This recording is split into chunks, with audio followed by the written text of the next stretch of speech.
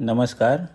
आज हम बात करेंगे गीता के 14वें अध्याय के श्लोक क्रमांक 17, 18, 19 एवं 20 के बारे में।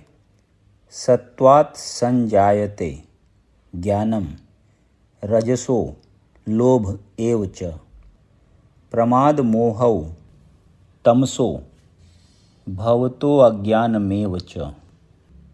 सतोगुण से वास्तविक ज्ञान उत्पन्न होता है, रजोगुण से लोभ उत्पन्न होता है और तमोगुण से अज्ञान, प्रमाद और मोह उत्पन्न होते हैं। तात्पर्य: चूँकि वर्तमान सभ्यता जीवों के लिए अधिक अनुकूल नहीं है, अतएव उनके लिए कृष्ण भावनामृत की संस्तुति की जाती है। कृष्ण भावनामृत के माध्यम से समाज में सतोगुण विकसित होगा। सतोगुण विकसित हो जाने पर लोग वस्तुओं को असली रूप में देख सकेंगे। तमोगुण में रहने वाले लोग पशु तुल्य होते हैं और वे वस्तुओं को स्पष्ट रूप में नहीं देख पाते।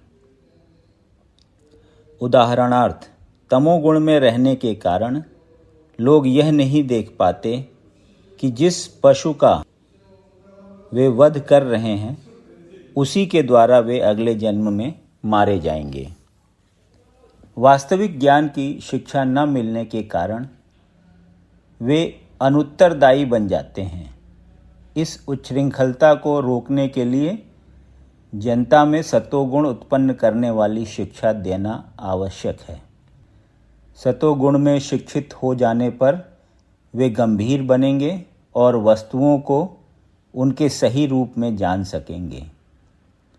तब लोग सुखी तथा संपन्न हो सकेंगे। भले ही अधिकांश लोग सुखी तथा समृद्ध न बन पाएं, लेकिन यदि जनता का कुछ भी अंश कृष्ण भावनामृत विकसित कर लेता है और सतोगुणी बन जाता है तो सारे विश्व में शांति तथा संपन्नता की संभावना है। नहीं तो यदि विश्व के लोग रजोगुण तथा तमोगुण में लगे रहे तो शांति और संपन्नता नहीं रह पाएगी। रजोगुण में लोग लोभी बन जाते हैं और इंद्रिय भोग की उनकी लालसा की कोई सीमा नहीं होती। कोई भी यह देख सकता है कि भले ही किसी के पास प्रचुर धन तथा इंद्रिय तृप्ति के लिए पर्याप्त साधन हो, लेकिन उसे न तो सुख मिलता है न मनः शांति। ऐसा संभव भी नहीं है, क्योंकि यह रजोगुण में स्थित है। यदि कोई रंच मात्र भी सुख चाहता है तो धन उसकी सहायता नहीं कर सकता। उसे कृष्ण भावनामृत के अभ्यास द्वारा अपने आप को सतोगुण में स्थित करना होगा। जब कोई रजोगुण में रत रहता है तो वह मानसिक रूप से ही अप्रसन्न नहीं रहता, अपितु उसकी वृत्ति तथा उसका व्यवसाय भी अत्यंत कष्टकारक होते हैं। उसे अपनी मर्यादा बनाए रखने के लिए अनेकानेक योजनाएं बनानी होती हैं। यह सब कष्टकारक है। तमोगुण में लोग पागल हो जाते हैं। अपनी परिस्थितियों से ऊब करके मद्य सेवन की शरण ग्रहण करते हैं और इस प्रकार वे अज्ञान के गर्त में अधिकाधिक गिरते हैं। जीवन में उनका भविष्य जीवन अंधकारमय होता है। ऊर्ध्वं गच्छन्ति सत्वस्था मध्ये तिष्ठन्ति राजसाः जघन्य गुण वृत्तिस्था अधो गच्छन्ति तामसाः।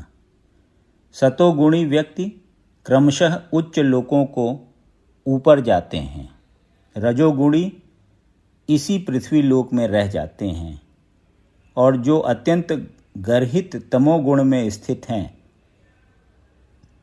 वे नीचे नरक लोकों को जाते हैं।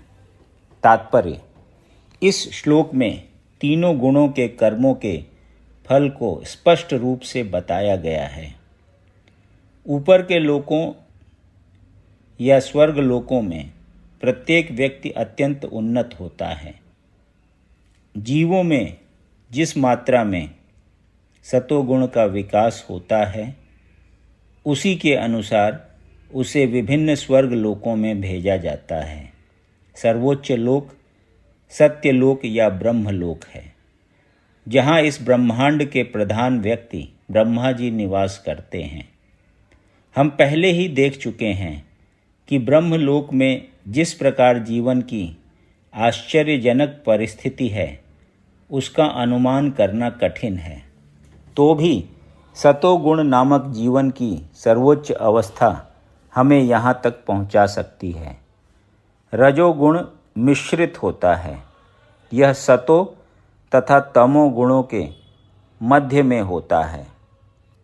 मनुष्य सदैव शुद्ध नहीं होता, लेकिन यदि वह पूर्णतया रजोगुणी हो तो वह इस पृथ्वी पर केवल राजा या धनी व्यक्ति के रूप में रहता है। लेकिन गुणों का मिश्रण होते रहने से वह नीचे भी जा सकता है। इस पृथ्वी पर रजो या तमोगुणी लोग बलपूर्वक किसी मशीन के द्वारा उच्चतर लोकों में नहीं पहुंच सकते। रजोगुण में इसकी भी संभावना है कि अगले जीवन में कोई प्रमत्त हो जाए। यहाँ पर निम्नतम गुण तमोगुण को अत्यंत गर्हित कहा गया है। अज्ञानता विकसित करने का परिणाम अत्यंत भयावह होता है। यह प्रकृति का निम्नतम गुण है। मनुष्य योनि से नीचे पक्षियों, पशुओं, सरीसृपों, वृक्षों आदि की 80 लाख योनियां हैं और तमोगुण के विकास के अनुसार ही लोगों को ये अधम योनियां प्राप्त होती रहती हैं। यहाँ पर तामसाह शब्द अत्यंत सार्थक है। यह उनका सूचक है जो उच्चतर गुणों तक ऊपर न उठकर निरंतर तमोगुण में ही बने रहते हैं। उनका भविष्य अत्यंत अंधकारमय होता है। तमोगुणी तथा रजोगुणी लोगों के लिए सतोगुणी बनने का सुअवसर है और यह कृष्ण भावनामृत विधि से मिल सकता है। लेकिन जो इस सुअवसर का लाभ नहीं उठाता, वह निम्नतर गुणों में बना रहेगा। नान्यम गुणेभ्यः कर्तारं यदा द्रष्टानुपश्यति गुणेभ्यश्च परम वेत्ति मद्भावं सोऽधिगच्छति। जब कोई यह अच्छी तरह जान लेता है कि समस्त कार्यों में प्रकृति के तीनों गुणों के अतिरिक्त अन्य कोई कर्ता नहीं है, और जब वह परमेश्वर को जान लेता है जो इन तीनों गुणों से परे है, तो वह मेरे दिव्य स्वभाव को प्राप्त होता है। तात्पर्य: समुचित महापुरुषों से केवल समझकर तथा समुचित ढंग से सीखकर मनुष्य प्रकृति के गुणों के सारे कार्यकलापों को लांघ सकता है। वास्तविक गुरु कृष्ण हैं और वे अर्जुन को यह दिव्य ज्ञान प्रदान कर रहे हैं। इसी प्रकार जो लोग पूर्णतया कृष्ण भावना भावित हैं, उन्हीं से प्रकृति के गुणों के कार्यों के इस ज्ञान को सीखना होता है। अन्यथा मनुष्य का जीवन कुमार्ग में चला जाता है। प्रामाणिक गुरु के उपदेश से जीव अपनी आध्यात्मिक स्थिति, अपने भौतिक शरीर, अपनी इंद्रियों तथा प्रकृति के गुणों के अपनी बद्धावस्था होने के बारे में जान सकता है। वह इन गुणों की जकड़ में होने से असहाय होता है, लेकिन अपनी वास्तविक स्थिति देख लेने पर वह दिव्य स्तर को प्राप्त कर सकता है, जिसमें आध्यात्मिक जीवन के लिए अवकाश होता है। वस्तुतः जीव विभिन्न कर्मों का कर्ता नहीं होता, उसे बाध्य होकर कर्म करना पड़ता है, क्योंकि वह विशेष प्रकार के शरीर में स्थित रहता है जिसका संचालन प्रकृति का कोई गुण करता है। जब तक मनुष्य को किसी आध्यात्मिक मान्यता प्राप्त व्यक्ति की सहायता नहीं मिलती, तब तक वह यह नहीं समझ सकता कि वास्तव में कहाँ स्थित है।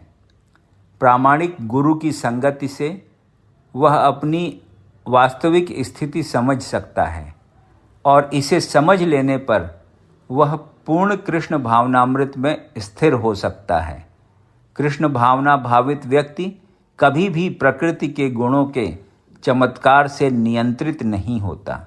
7वें अध्याय में बताया जा चुका है कि जो कृष्ण की शरण में जाता है वह प्रकृति के कार्यों से मुक्त हो जाता है।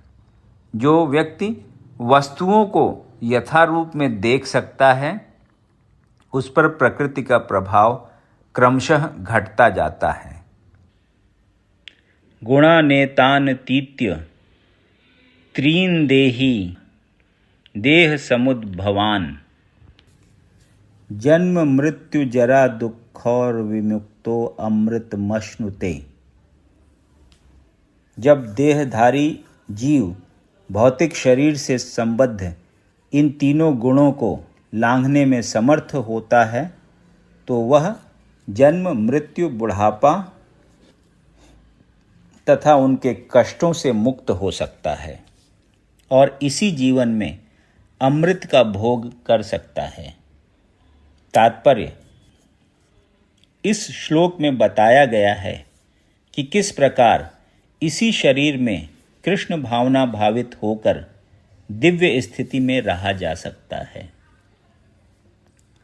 संस्कृत शब्द देही का अर्थ है देहधारी।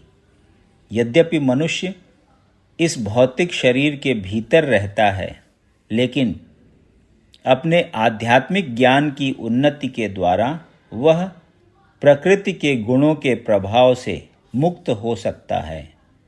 वह इसी शरीर में आध्यात्मिक जीवन का सुखोपभोग कर सकता है, क्योंकि इस शरीर के बाद उसका वैकुंठ जाना निश्चित है। लेकिन वह इसी शरीर में आध्यात्मिक सुख उठा सकता है। दूसरे शब्दों में, कृष्ण भावनामृत में भक्ति करना भवपाश से मुक्ति का संकेत है और अध्याय 18 में इसकी व्याख्या की जाएगी। जब मनुष्य प्रकृति के गुणों के प्रभाव से मुक्त हो जाता है तो वह भक्ति में प्रविष्ट होता है। यदि आपको ये वीडियो पसंद आया तो इसे लाइक करें और ऐसे ही अन्य वीडियोज़ को सुनने के लिए इस चैनल को सब्सक्राइब करें। धन्यवाद।